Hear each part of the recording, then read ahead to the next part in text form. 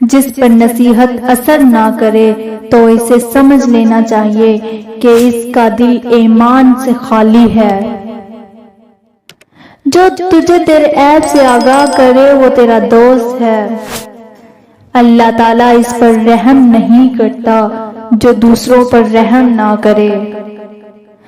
زیادہ ہنسنا موت سے غفلت کی نشانی ہے۔ زیادہ کھانے سے بچو کہ یہ دل کو اجاڑتی بیماری بناتی اور عبادت سے روکتی ہے۔